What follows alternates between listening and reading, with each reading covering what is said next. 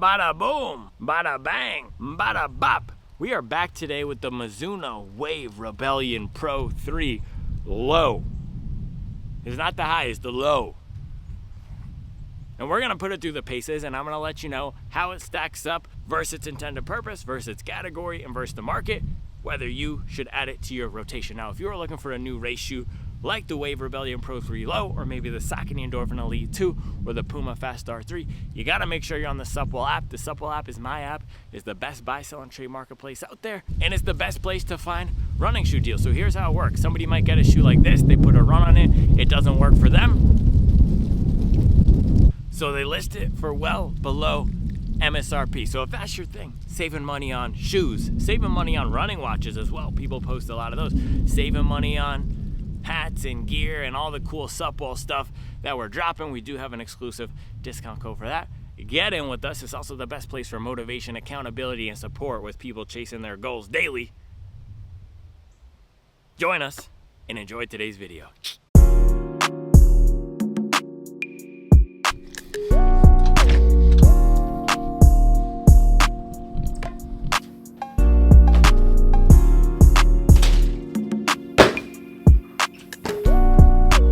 The Carbon County Dundada. I told a shoe tuber, Luke, I am your father. I'm just messing around, man. I'm just messing around. We had to come through with the Mizuno for the underground, the real dirty, grimy underground of the shoe tube world. Because I know not a lot of people are checking for Mizuno. Not a lot of people are putting respect on the Mizuno name. But here's the thing. Yeah, they have the training shoes, which are good. But Mizuno also has one of the most underrated, if not the most underrated race shoe of all time. Of all time. I'm going to let you finish, but the Mizuno Wave Rebellion Pro 2, this is the most underrated race shoe ever. I'm talking ever. You know why? You get a tall stack of foam, two types of PIBA, the super aggressive geometry, and it just sings. When you get it going, it just absolutely sings. And the thing is, they weren't content with having one of the most underrated race shoes of all time. They said, no, we got to take it to the next level. I know a lot of these boys still using PIBA out here. New Balance, Saucony, still using PIBA. Saucony's upgraded now. No, we're going to upgrade. Bang!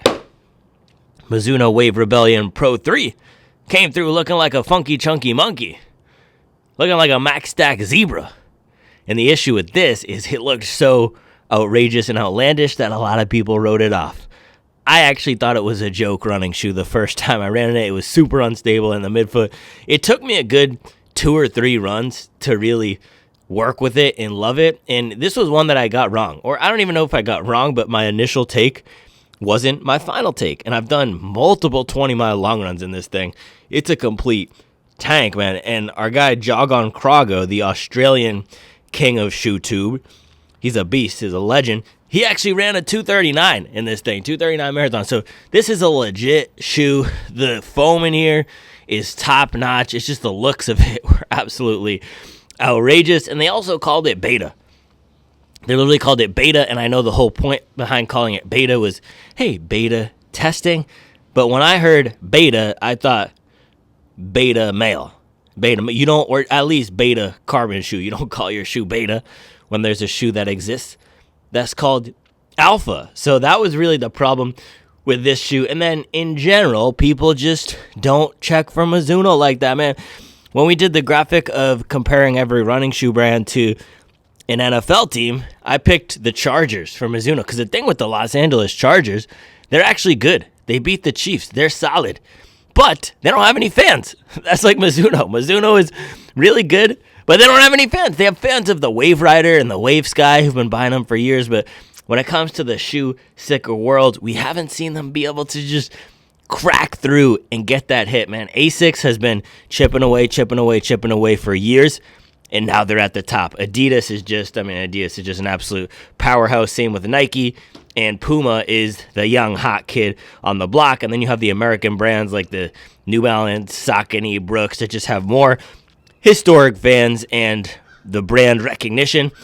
Mizuno is just right on the outskirts of the running shoe world, man. And they haven't been able to to break through and climb up the ranks. So they are a brand that is just consistently innovating, consistently dropping fire. Nobody watches the reviews of them because people sleep on them. It's another good example would be Mazda, right? If you're not a car person, you're not going to buy a Mazda. But my first car, the first car that I bought with my own money, was a Mazda CX-5. And what the CX-5 is basically an Audi Q5, except if you're not a jerk. Right, so I got the CX-5. It handles beautifully. It looks beautifully. And still to this day, the silhouette of the CX-5 hasn't changed because it's just so classic. And Mazda has so many great cars. That is what Mizuno is in the running shoe world. People who know shoes know that they have awesome products, affordably priced, like Mazda, right? The CX-5 is in the same category price-wise as a CR-V or a RAV4, not a Q5 or a BMW X3. And Mizuno, with a shoe like this, any other brand would have charged $300 for this. They're charging $250. And with the new Mizuno Wave Rebellion Pro Low, which is a lower stack version of this thing that removes this crazy chunky funky monkey heel, because this is 60 millimeters, is $230. Yeah, $230 for this new racer. One of the most affordable. The most affordable, tied with the Puma Deviate Nitro Elite 3, bringing the new foam to market, just delivering a really solid package at a good price. So I'm excited for this one. Let us take it out of the box. Bada boom, bada bang, bada bop. Woo, baby. We have some purple. That is indeed purple, man. White with the red and the purple. This is a clean looking shoe. So yeah, the whole philosophy behind this shoe is taking what they did with the crazy Mizuno Wave Rebellion Pro 3 Beta and putting it in a more accessible, less weird package. So the geometry still looks amazing. I mean, look at this rocker in the front, but they're calling it low because they lower the heel and they take out that super choppy feel. So if we take a look at this, let me grab my calipers. Yeah, just from the outside here, we'll measure the inside when we do the stack check, but this is from the outside 64 millimeters. Yeah, ignore the screen here. Just read off the ruler like it's Mr. Salerno's class, 6th grade science, right there. Oh, you know what I learned yesterday? Mason, 1st grade, she has a class called STEM, and thankfully it's called STEM. The mainstream media has not infiltrated her school and calling it stream. No, it's called STEM. But then she has another class called technology. How, Sway? Tell me how that makes sense. How do you have one class called STEM and then another called technology? The whole thing was STEM, science, technology, engineering, math. So what is STEM? What is STEM? I think we've lost the plot on STEM. 64 millimeters where that chunky heel is. And then on this guy, in the back here, same spot, again, Mr. Salerno style, 50 millimeters right there. So they're taking it down 10 millimeters. It also should be lighter weight. Because of that, let me see any other changes. Do we have a tongue change? No.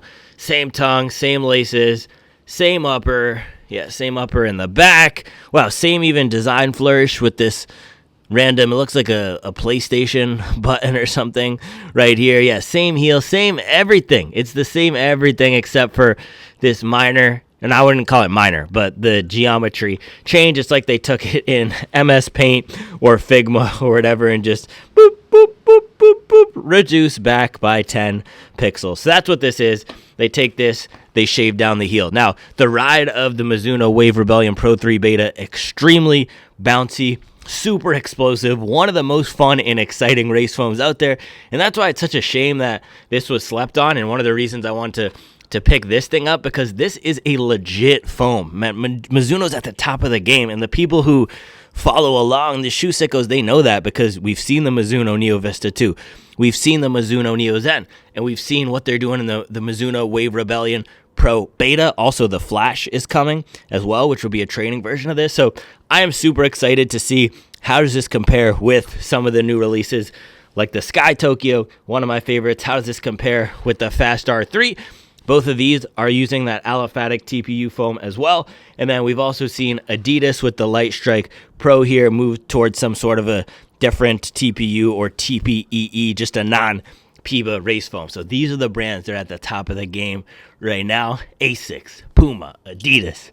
The question is, can Mizuno hang with the big dogs?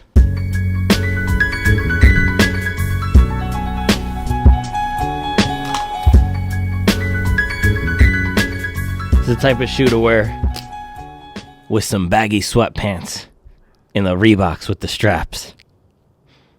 For all my millennials out there. All right, man, let's weigh in the old version or the high stack version. Mizuno Wave Rebellion Pro 3 Beta. Man, 237 grams. So that seems light to me. But what you got to remember is these youngins, man, these new cats out here, they're just getting so light. It's crazy. 175 grams. How are you going to be so light but have so much stack? That's just wild, right? And of course, the Sky Tokyo isn't trying to do the foam trickeration of the Mizuno Wave Rebellion Pro 3 Beta, where you stuff all this foam down in the heel but still keep it legal by having 40 millimeters at the point where World Athletics measures, which is 12.5% up from the back. Somewhere around here would still be 40 millimeters. So of course the Sky Tokyo is not doing that, but even if it were, this would still probably only be around 200 grams, so such a light compound. I really think Asics sold their soul to the devil or something to evade the traditional trade-offs of foam composition, but here we are. Now, if we look at a shoe from a brand who did not sell their soul to the devil, Adidas Adios Pro 4, this is more what you would expect from a 40-millimeter racer until the whole paradigm shifted this year, 213 grams. So with this one, you get a softer foam, a bountier foam, but still not the lightest weight. And then on the other end, in the shoes I brought out today, these are my top dogs when it comes to speed. I'm really hoping the Mizuno Wave Rebellion Pro 3 Low can go in the same category, but this is the Fast R3, 190 grams. I really need to get a backup pair of these for my marathon, or a fresh pair, so I am hoping that orange colorway I've started to see leak on, not even leak, but featured on Instagram. I'm hoping they drop that, I've heard, this week, and that I can get a pair, because this guy is getting up there. I think it's around 50 miles or something, and I'm going to put some other big workouts on it. Yeah, this workout today, this is a workout where I would typically be going for Fast R3, Sky Tokyo, or Adios Pro 4. I think these are my fastest of the new releases. I guess the Ray as well, which just came out, would be in there. So I'm really hoping that this guy can crack into that tier. I'll just rip this with my bare hands. So 190 in the Fast R3, 213 in the Adios Pro 4, and 170 in the Sky Tokyo. This seems like it's going to be on the heavier end of that spectrum. Yeah, 230. Wow. I'm surprised, man. 232? Yeah, 232. And that's not super heavy for shoes in general, but how is it only 5 grams lighter? So yeah, the high stack version is 237, and this one is 232. That doesn't really make that much sense. I was expecting it to be, I don't know, 10, 15, 20 grams lighter, 30 grams lighter. This one is 228. So yeah, not that much lighter than the other one. So it's lower and it's more stable, but it's not that much lighter. Wow, that's disappointing for me, because that is heavy now when it comes to these race shoes. And I don't know, for me at my paces and just the type of training I've been doing on race day, I do want the fastest possible shoe. And I'm probably not going to notice this on foot, but it's just one of those things in your head. It's the same thing with exactly what I was just talking about here. Showing up to a race with a Fast R3 or an Alphafly or any other shoe with 70 miles on it, 80, 90, 100 miles on it, it's not going to hurt your race day performance. But if you get in your head about it, that will hurt your race day performance. And for me, being a Carvin County commander, I just have to have something fresh for a marathon. For a 5K or a 10K, I wouldn't really care. But for the marathon, there's just so many variables that I don't want that one to be in my head. That was actually one of the reasons I went for the Saucony Endorphin Elite last year at Chicago, the OG, because I was deciding between that, the Cloud Boom Strike, and the Alphafly.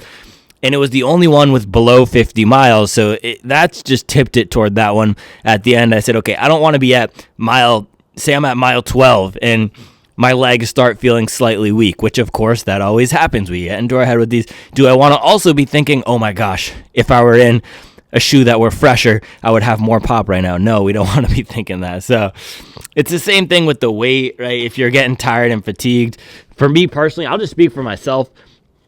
I don't want to be in my head thinking, oh my gosh, I should have gone for the Sky Tokyo because it's so much lighter. And on that same note, I don't want to be in a shoe like, I don't know, the Saucony Endorphin Elite 2, and it's getting soft and weird, and I'm thinking, oh my gosh, should I have been in a more normal shoe? So these are the things. It's all about eliminating variables, eliminating distractions for me, and that's why with a lot of these shoes, I think about what is a shoe that's going to be normal, get out of the way, and let me run fast. And a lot of these shoes that I've brought out here, they can do that for speed workouts. It's just for the full marathon, some of them can, some of them can't. I've debated with the Fast R3 a lot, can it? But I found through the last big workout I did that, man, once I'm really popping off the front here and attacking, it does a nice job. So Mizuno Wave Rebellion Pro 3 low. The weight is not low. The weight is actually high. Is this the highest? Yeah, this is the highest one out of any of these shoes that we brought out here. So that is disappointing. Yeah, that's disappointing. I don't know. Stack check.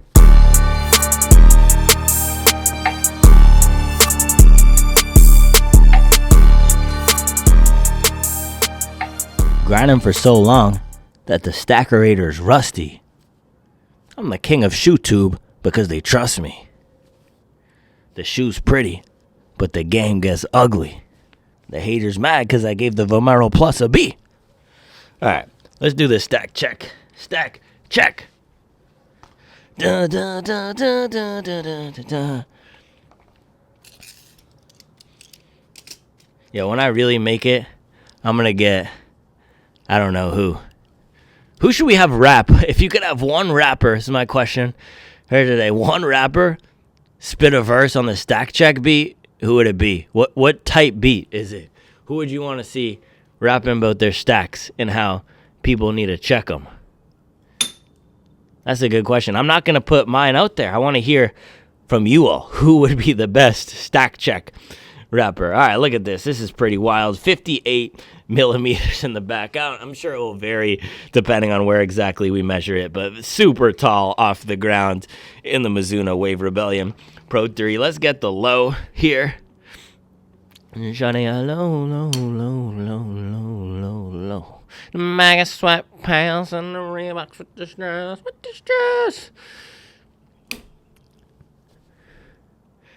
Gave that a stack. Hey, all right, 45 millimeters. So 10 to 13 millimeters lower.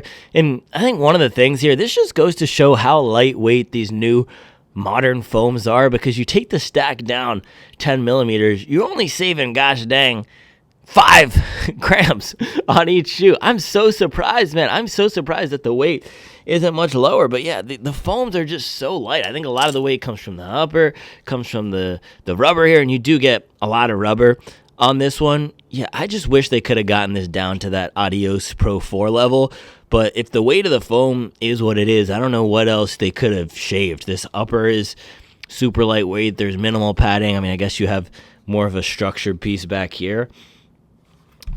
Yeah, it's just hard. But this is what I was saying yesterday with Drop Your Fire in the Hoka video. If you have a foam like this, I'm glad Mizuno is doing this, because this foam is, I don't want to call it outdated, but it's already not at the forefront. So if you have a good foam, drop all your shoes with it, because the way that the market's moving, the Sky Tokyo with the FF Leap, Puma with the new version of Nitro, right? All of these things just come out, and we're now are seeing these big step changes, what seems like every 4 to 6 months. There was a period of stagnation, 2023 to 2024 with Puma. We're now seeing the pace of innovation progress again. So if you have something fire, drop it, because look at this. They dropped this, and it's already not the most advanced, at least on paper. But guess what? There's only one way to find out how advanced it is for running, and that is by running in it.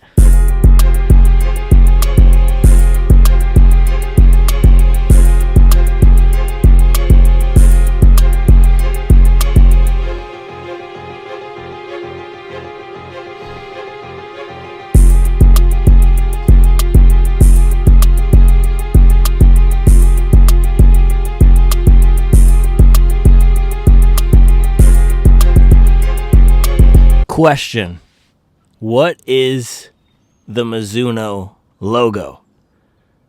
Is one of those things where we look at it all the time and you don't really think about it until you ask yourself that question. Is it an angry chicken?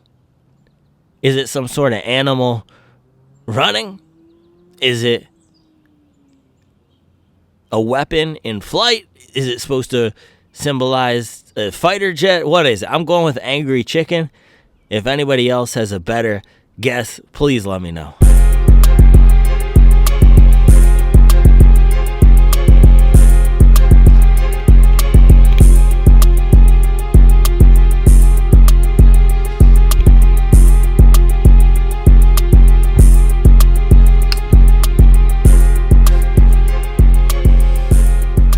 This tripod better be careful. I'll mess around, break it in two. I'm real jacked up this morning. Just had Rio, the young OG, cranked up in the headphones. Well, I went from eating blueberry muffins with my family to having Rio, the young OG, cranked up in the headphones. Let's go.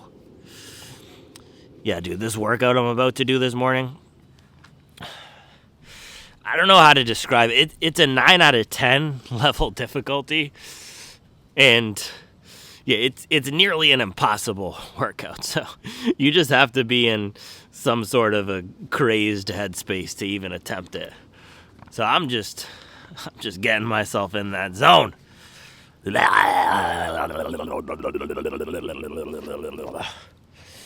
Mizuno Wave Rebellion Pro 3 low on foot. So this thing feels a lot more normal. That's the difference between this and the Pro 3 Beta or the Pro 3 High. And it still is soft and squishy in the back, if you can see this right here. And I still can feel more foam in the midfoot, because when we did the Stackerator, this was 45 millimeters back there. So they still are using some creative trickeration. That's crazy, right? Even their low shoe is 45 millimeters. It's not like this is a stripped down 5K or stripped down mile shoe. No, it's just a slightly more normal version of the high shoe. But on foot, it does feel slightly more normal. I am getting some of that midfoot bump. I also am getting some of that roll back feel. Now, any of these shoes with the aggressive heel bevels will do that. Let's see. Yeah, true to size. Upper fits nicely. I have slightly thinner socks on today. These are the Stance socks, not the feature socks, just because this is what I could find. Other things, let's see. Yeah, upper seems nice and lightweight. Let's do a walk test.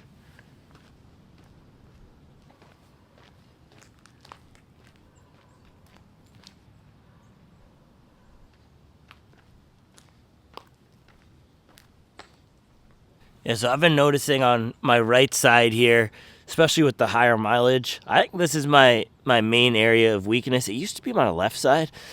I don't know. So I can, basically what I'm saying is I will notice any issues of instability on my right side first. And so with the shoe like this, I could tell just walking, right? And I think it's because the way I land on the right side is not clean. It's not as clean as the left or something like that. So yeah, it still does have some of that unstable heel feel in the back. We'll see how that translates out there when running. It's fine. I don't know. Let's just get into it. Let me show you this. Yeah, this is the workout for today, bro. I am jacked up because this is just, it's madness. It is madness.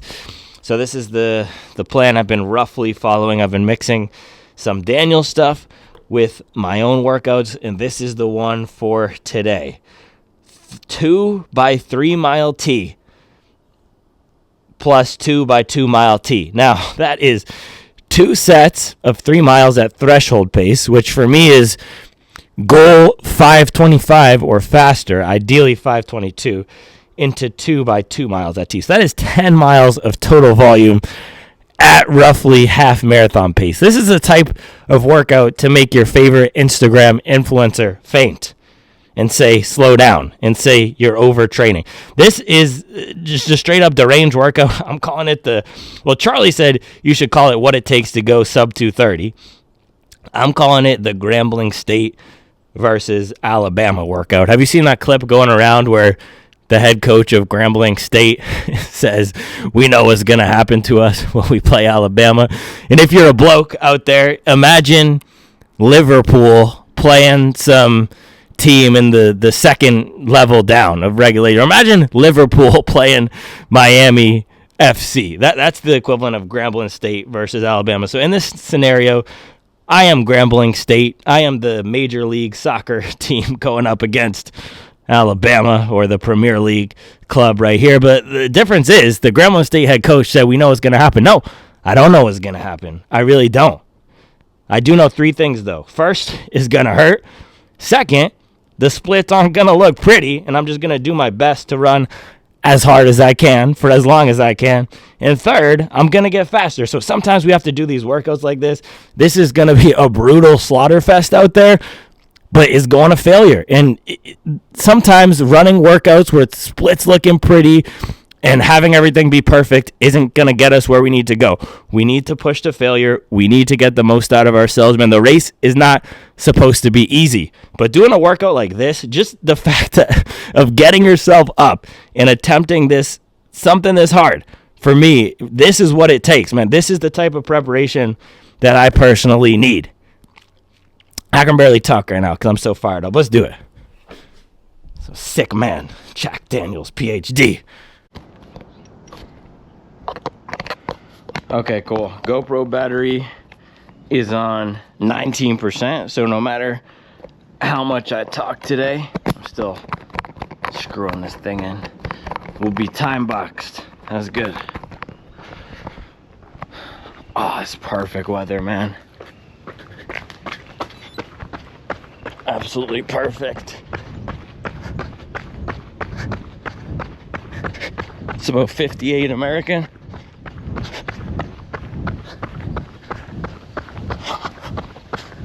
Man, in this lower formulation, this feels a lot firmer. That's crazy.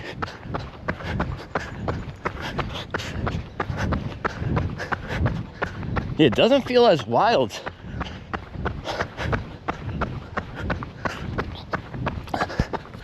Super nice for landing up in the front though. Yeah, this is a 4-foot striker dream.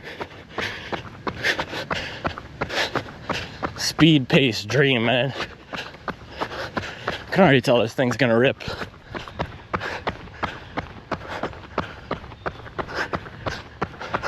Yeah, good bite, good pop.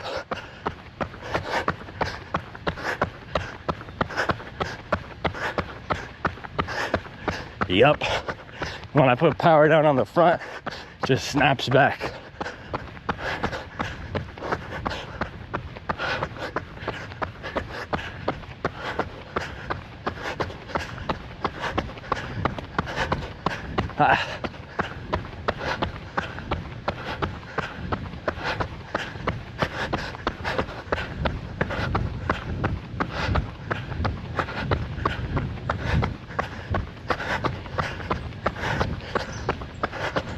Can feel I'm not fully recovered. Sometimes just gotta run these workouts.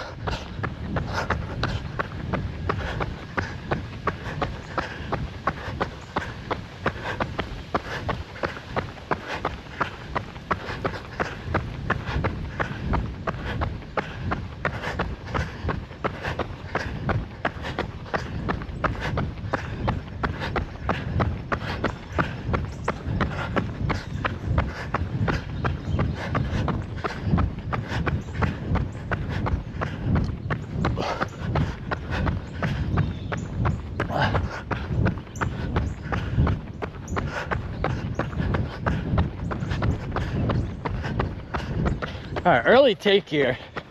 This is firmer than I remember, at least firmer than the other version, but the stability is better for sure, and it still has some good bite up front. So I need to warm up into this thing, then we can start letting it fly.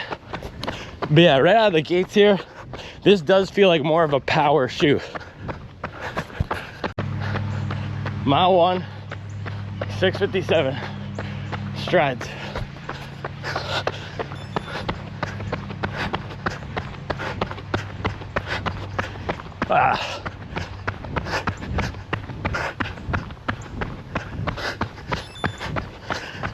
Yeah, this foam really comes alive.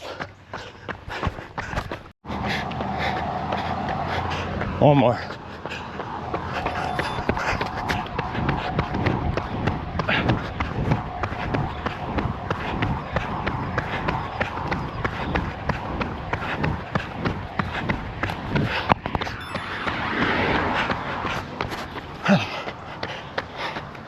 All right, I'm warmed up here.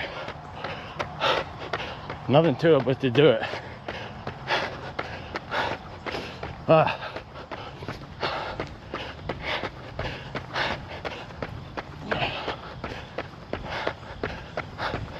Yeah, not feeling this one today, but gotta run the workouts on the calendar.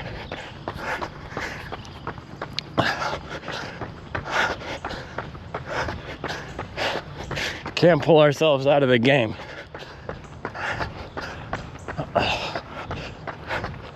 Yeah, first mile, half mile downhill, second half uphill. That's the push right there.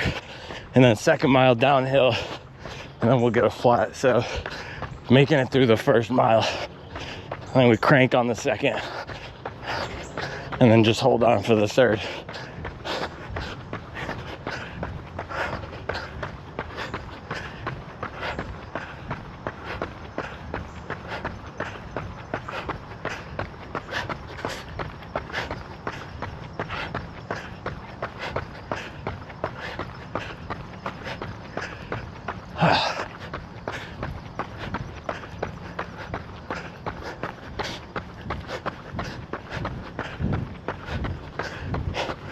All right, man. See you on the other side.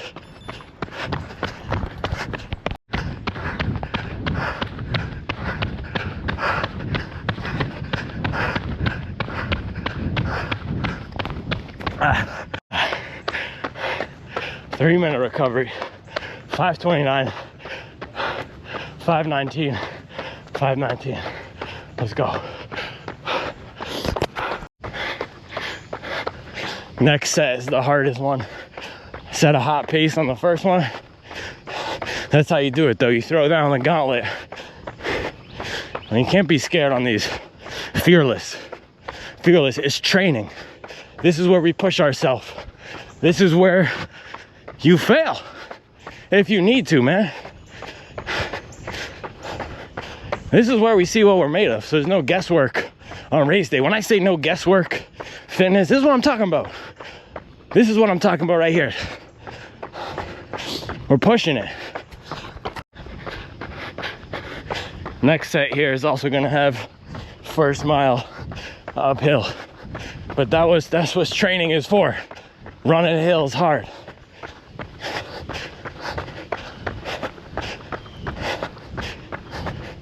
Can't be scared to fail, man. A lot of people talk about too big to fail. No, nah. I feel too small to fail.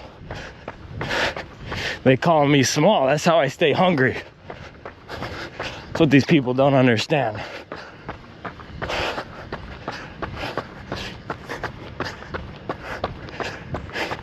All right, man, time to crank it up again.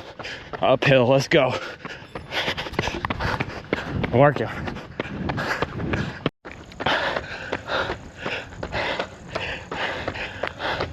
Course is killing me. I went 5:20, 5:22, 5:28. Fell off pace there. Man.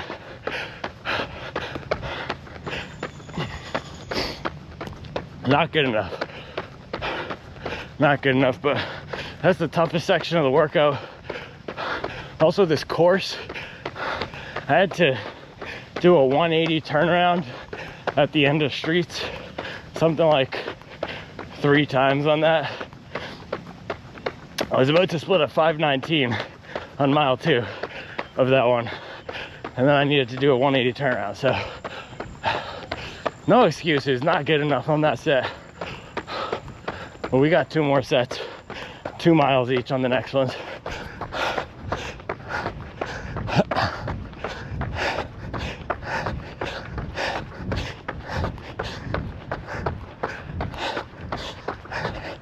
I'm pushing these to failure, man.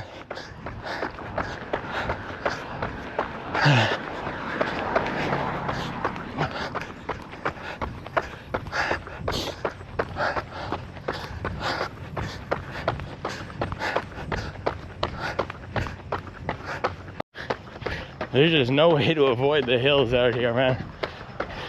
It's brutal. Brutal.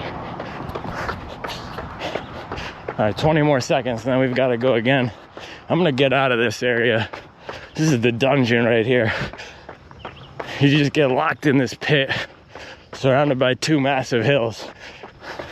And it's the illusion of being flat, but it's actually not. Oh gosh, we gotta go again.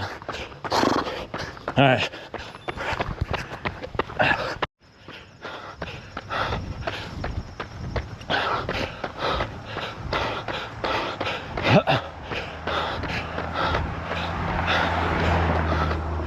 Yamming on them. The hill might be an immovable object, but I'm an unstoppable force.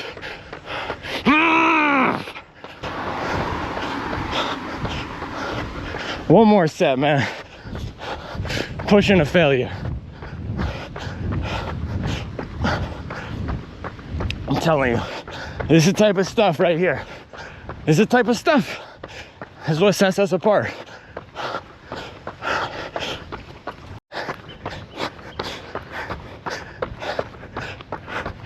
Last one.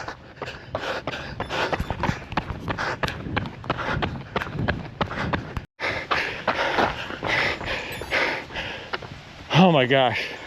I gave everything I had on that last one to get it in the 520s. Hit a 529. Oh, no college fund. Bro, that was just absolute shenanigans.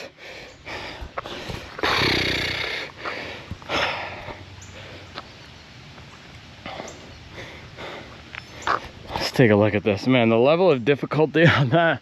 All right, get out of here.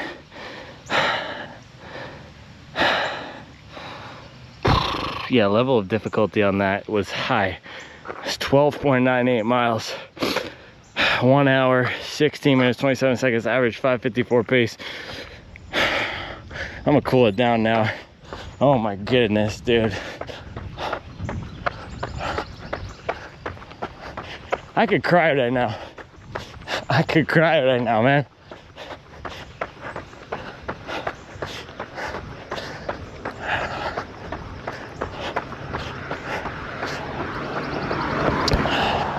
You know how you tell you push it to failure? If you're pushing as hard as possible and you're looking at the lap pace on your watch or average pace and it is just not budging, that's how you know you push it to failure. Man, every set, I was going to failure at the end, man, and I could feel it up in my glutes, my quads, my calves, just working. And it's crazy because I didn't feel aerobically limited there. It was all the muscle. My legs are just shot, but that is beautiful. That is beautiful. Over these hills, man. That's beautiful savagery right there.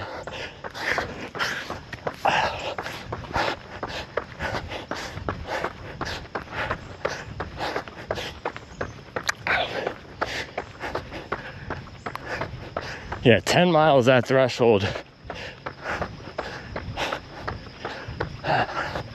It's nothing to sneeze at. Oh yeah, the shoes. This is a shoe review. Yeah, this is like what I wanted the Takumi Sen to be. It's lively, it's quick, not too soft. This is a banger workout shoe. Also, I was really digging off the front, but right now jogging, landing more on that midfoot, it's got some good bounce, man. This is a great foam. Mizuno just kills it in the foam department. You know what this feels like a good replacement for? Saucony Endorphin Elite OG. If you don't want to go all the way to the Fast R3 levels of aggression, this is nice. And it's interesting how much firmer this feels. It doesn't feel firm. It's not actually firm shoe at all, but just versus the other one, because you had such a ridiculous stack, it just felt, I don't even know if soft is the right word, but just squishy, just so squishy.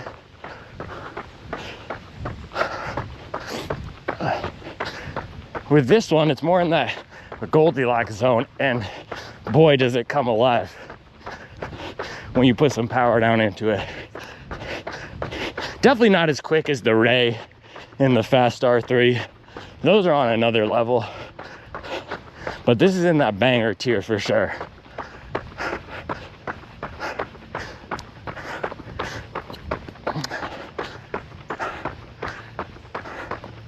That was a monster, man.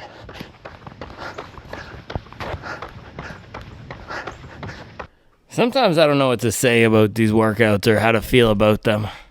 Like, I was busting my behind out there, giving it everything. So I want to look at it like a success, especially with the hills and all these cute excuses I can make. Oh, we had to turn around, 180 turnaround. But how happy can I be with not hitting my goal splits? That's the tough thing. And I knew going into this workout, this would be probably the hardest thing I had to do, or one of the hardest workouts I had to do this entire block. And if you watch this channel, you know as well, Tuesday, if you do a Sunday long run, Tuesday is always going to be the most fatigued day because of the delayed onset muscle soreness. And for me, it's something about that 48 hours after, with just the heavy leg feeling that really sets in on Tuesday. So I never do my biggest workout of the week on Tuesday, but I didn't have a choice this week because we're going away Friday.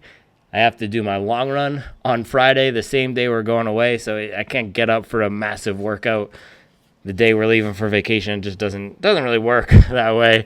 Tomorrow, I either have to wake up early to go on the treadmill, or if the pack comes through from the plug, we'll be getting in a first run review of something fire after I drop Mace off from school. So I couldn't do it tomorrow.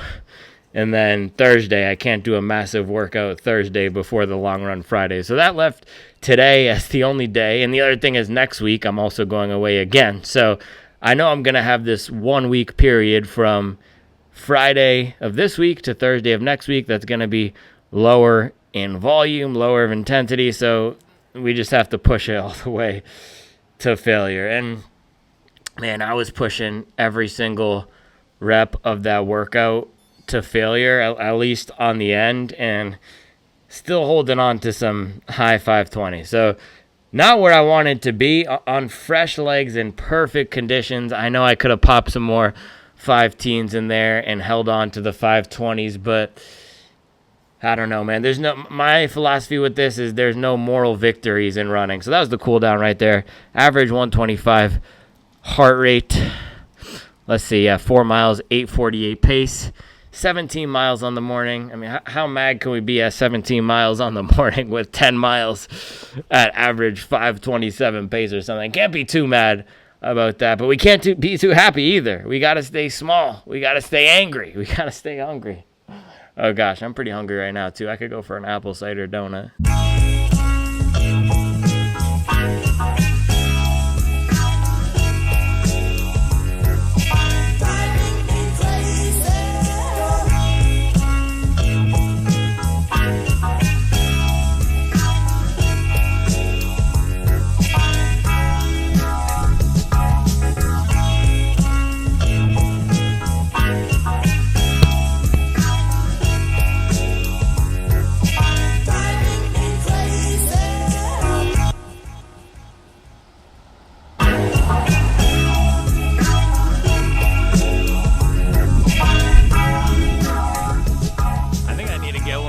Fuzzy things, you know, those gray furry things for the mic, because I realize it's not actually a wind shield, it's more of a protection for the plosive. So if I say pop pop pop, you're not going to hear the pop in it. It's just blocking that is not going to block the wind noise. So that's what I'm going to invest in. Oh, also, thank you to everyone who gave me such great suggestions yesterday on things I could do to build up the channel. The resounding idea and feedback was that we need to do, in addition to the long form, shorter clips. And that's a common tactic.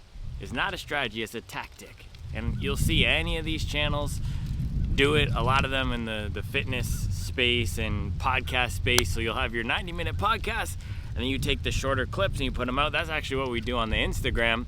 But that's not a bad idea to do it on the YouTube too. The thing is, I personally am 100% maxed out. It's like, I think sometimes in life we think we're maxed out, and then you actually max out. It's like with this workout, man. I could tell I was failing because I was pushing as hard as possible, and I couldn't get my breathing rate any harder. I couldn't get the pace any faster. That's maxing out. That's pushing a failure.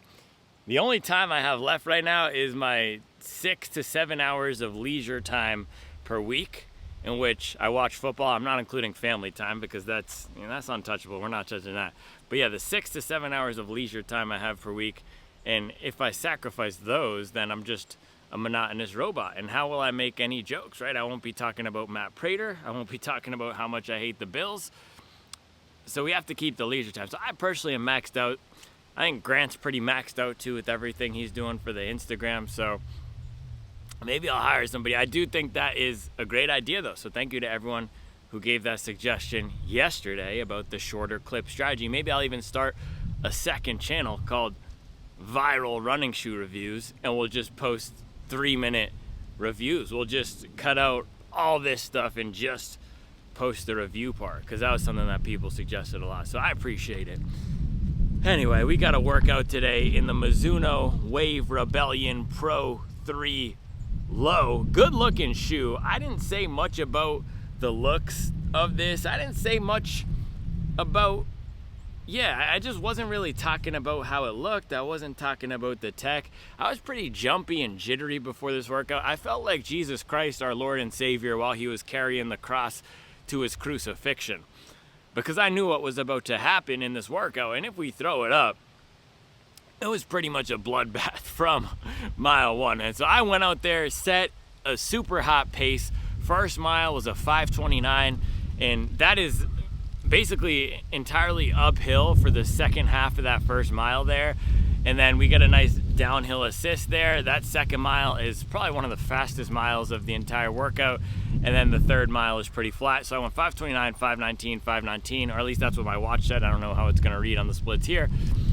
And then 3-minute recovery into the next set of 3 miles. That was my worst set. I went something like 5:20, 5:22, 5:28, just maxing out, gassing. And it just looks, the splits look so ugly, and I just hate having a workout where it looks like this on paper afterwards, because I didn't feel like I was fading during this workout. I actually felt like I was hanging on pretty good, and I don't want to make excuses. I wish the paces were faster, but the reality of this course out here and what I'm working with, I didn't even check the elevation, how much elevation I got on this workout. It's just, it can be brutal with the turning and the hills. Let me check so I can see. Oh, shout out to my boy Stefan Montez. That's my best friend from college. I was Googling or searching Strava and his contact number. Yeah, 531 feet. And anytime I see 531, you know what I think of? 531 West 113th Street. That was my brownstone in college, where me and my friends lived. I lived with Stefan Montez for 2 years at 531 West 113th Street. And you know what happened? Our fraternity lost the brownstone after we graduated because they got in trouble for something, and now the indigenous peoples live there. It's a true story. 531 feet of elevation gain, man. Brutal. Just brutal. So there's not, I don't know, I feel like I'm making excuses. It's also realities. The most important thing though is the fitness benefit of this workout, and I was just gassing. These are basically like high level gassers. Do you remember playing basketball, playing lacrosse, playing maybe not baseball, I think those are probably the least fit guys out there, but playing football, playing soccer, whatever sport, and you would just have to run gassers, man, just back and forth on the field. This is basically the most sickening, twisted, diabolical level of gassers you can do.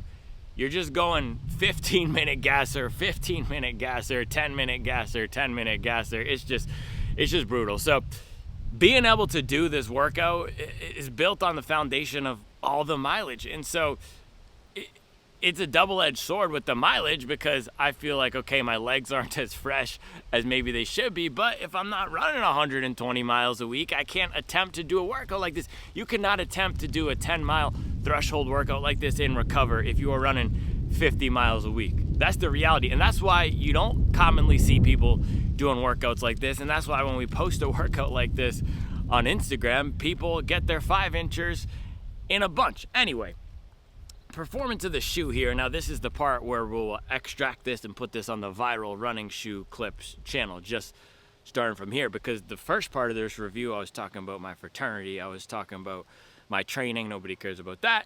I was talking about how you all were helping me with suggestions. So starting from here is where we'll put on the new channel. So the Mizuno Wave Rebellion Pro 3 Low, which by the way, is kind of a misnomer. It's called low, but it's still 45 millimeters in the back. And I'm not one of those people, oh, stack heights are too high. No, it's just funny because 45 is not low. If this were their one racer, no one would be saying it's low, but it's just low compared to the other one. I would have called it something like the standard, right? Because you have the Glizzy Max and the Glizzy Standard.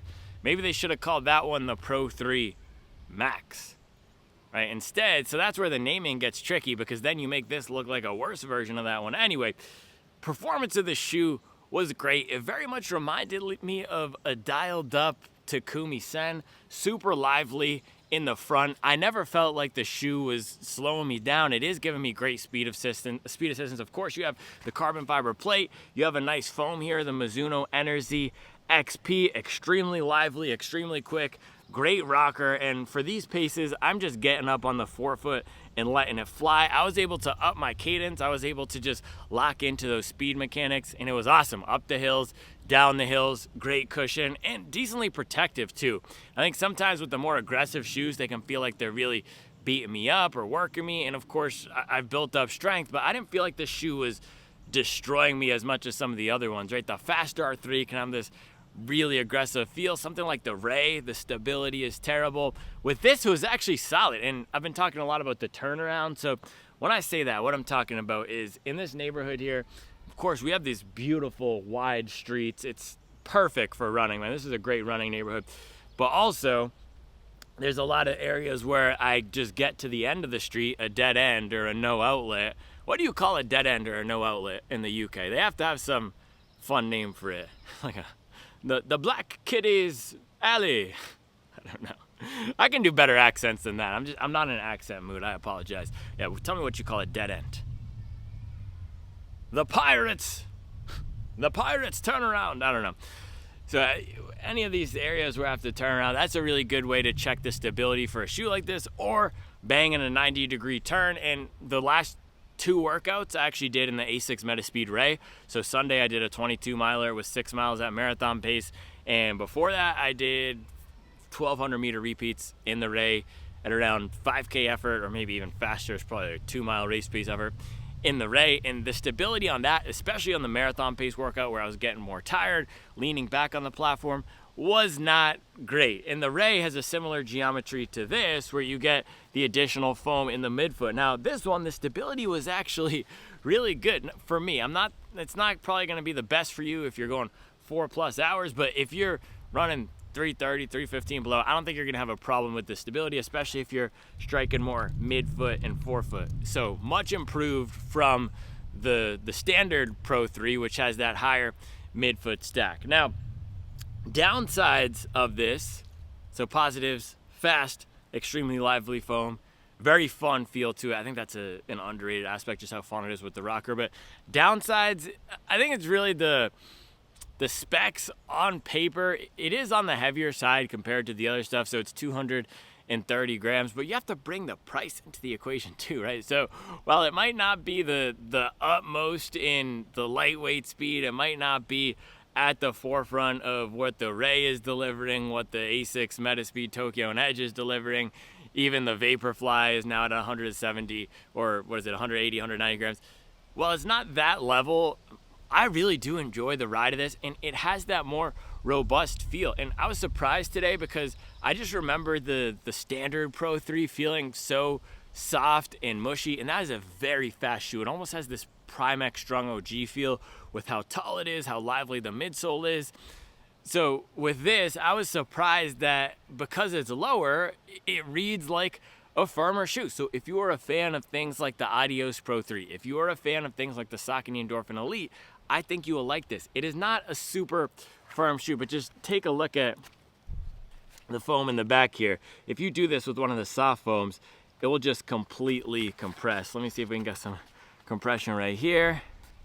So yeah, you do get some compression, but it's just not as squishy and soft as a lot of what's out there, which is nice. So that's the trade-off, right? It's not the lightest weight, but it has more of a density to it. And then if we look at the cool down, so I got 17 miles total this morning, 4 miles at around a 9-minute to 8:30 pace, just cooling down at the end.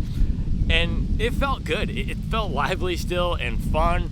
And of course it wants you to land more on the midfoot and the front, but I didn't feel like it was too unstable or beating me up or bad for those paces at all, which is not something I could say about a lot of the shoes in this category. So yeah, I would compare this to Puma Deviate Nitro Elite 3 maybe, and they're the same exact price. This might have more of a fun factor to it. This is a really nice, unique foam, and an underrated thing is a lot of the new unique foams that are supercritical TPU or supercritical TPE, the EE, that are pushing the forefront, they're super soft. Saucony Endorphin Elite 2, Asics with the Ray, right? This is a fun, unique, different foam that has all the speed that is on the firmer side. So if you don't like those super soft shoes, if you're gonna be pushing a lot of power, also if you want something that hopefully is more durable, we'll have to see, but I mean, look at the outsole coverage. That's another underrated thing about this versus the Asics shoes. I mean, this is tank-like, absolutely tank-like, and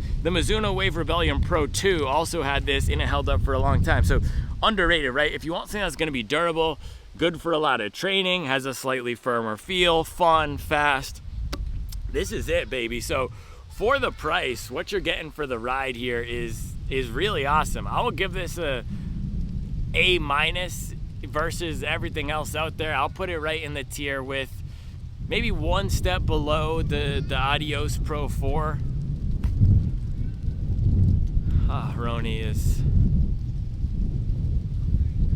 it's okay. Now Reevesy is calling me.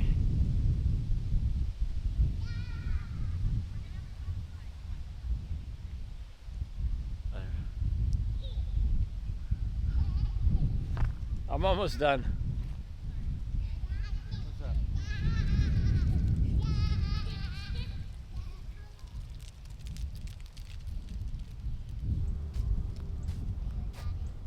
Not tonight. We should do one though, with the new fall weather.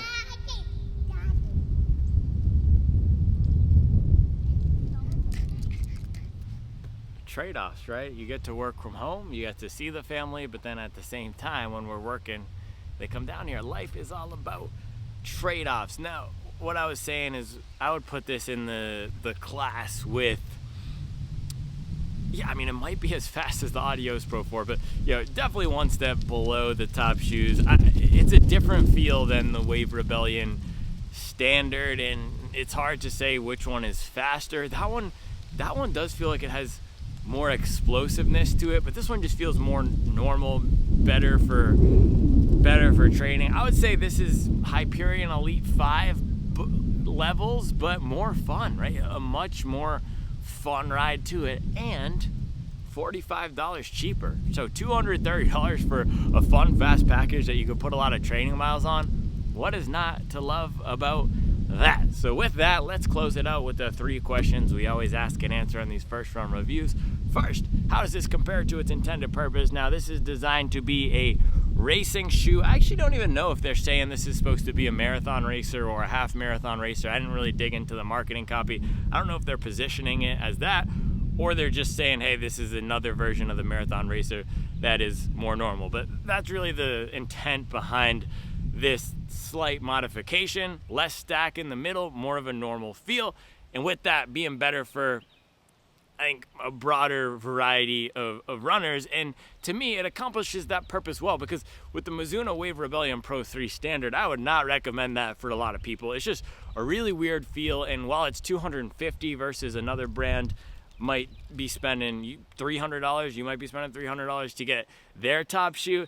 It's just, am I going to recommend somebody spend $250 on this crazy experimental shoe that may or may not work for them? This is a nice update because, man, I would recommend a lot of people spend $230 on a shoe that feels like it's gonna work for a lot of people. So they cleaned up a lot of that weirdness, more normal feel. It still does have that heel bevel in the back, so it's not completely normal, but you are getting more cushion in the midfoot and a really protective, slightly firmer platform. So versus the intended purpose is great. I was cranking it up today. I mean, 10 miles at an average, I don't know, 520 something pace, probably 528 if I had to guess just off the top of my head, right around that range. And it really kept up well. And I do think it was giving me some speed assistance. Now, what I was saying earlier is not the absolute fastest, and this is where we'll get to question number 2. How does it compare to the other shoes in its category?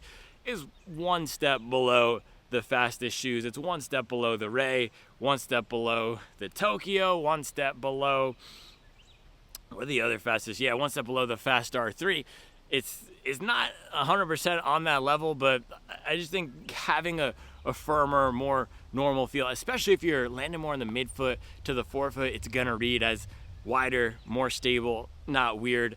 That's the benefit of this shoe right here. And then boom, versus the category, I'm thinking this is gonna be a whole lot more durable, man. All this rubber, that is unheard of. If you look at the Sky Tokyo or the Ray, after one run, this rubber, or this area right here with the exposed foam, is just all chewed up. So that's something to think about too. This rubber is probably about 15, maybe even 20 grams of weight right there. So they could have just gone for the utmost in weight savings by shaving that down, but instead they've decided to give us something durable. So versus the category, this is going to be a really nice pick, like the Puma Deviate Nitro Elite 3, for somebody who wants something that they can train in and race in. And bonus, I think this is going to feel great for, hey, if you race a lot of 5Ks, if you race a lot of 10Ks, and especially if you're a 5K person who's maybe does a marathon here or there, but if you want something that's fun and different for a 5K, regardless of your pace, this is going to be awesome, man. It really did feel great across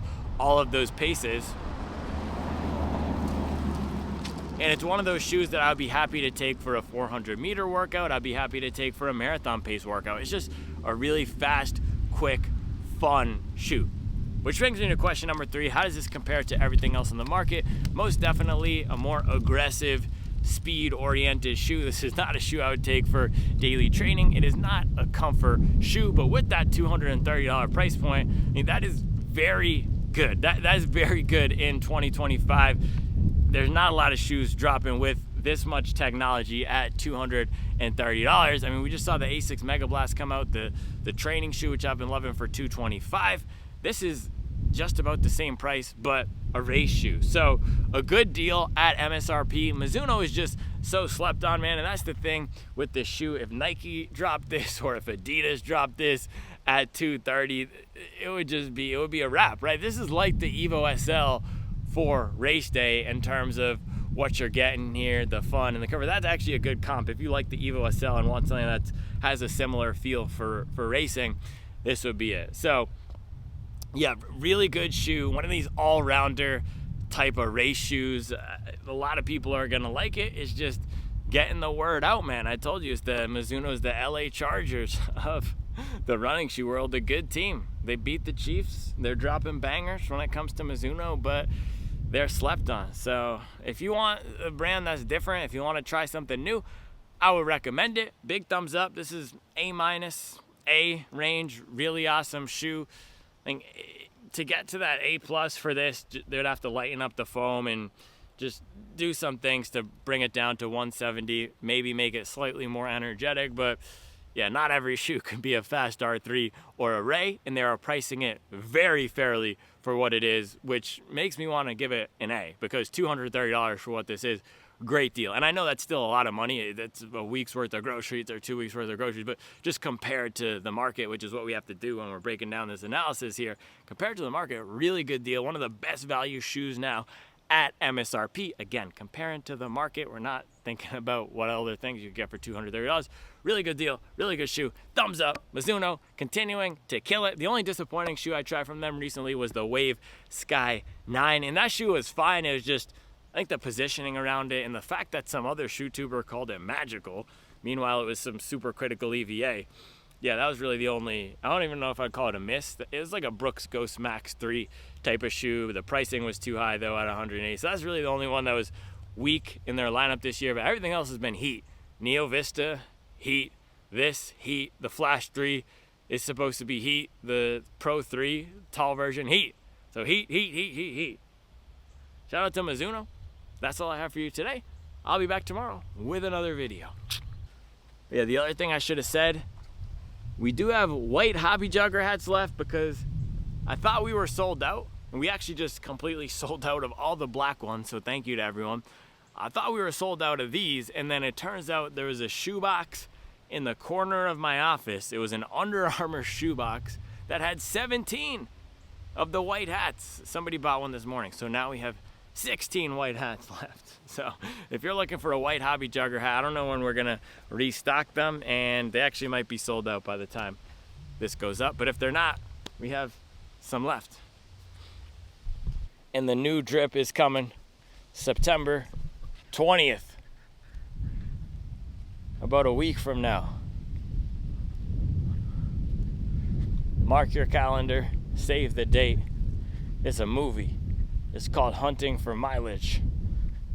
Executive produced by Supwell Running in association with Mileage Pictures. Funded by Aerobic Sicko Productions in the Mint Hill Carbon Commission.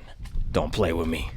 One more thing, man. I just did some hobby jogger math here on those threshold paces. I averaged a 5:24 across that 10 miles right there. So Daniel says you should be 12 to 16 seconds per mile faster than marathon pace on threshold pace.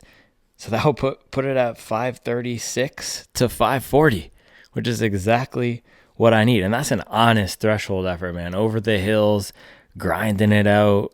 Been popping 120 per week for the past 5 weeks. That is solid, man. That is solid. I was terrified of that workout, but averaging 5:24, man. My goal was 5:22, so I was 2 seconds per mile off my goal, but that still puts me exactly where I need to be. Grinding, man. Let's go. Let's go.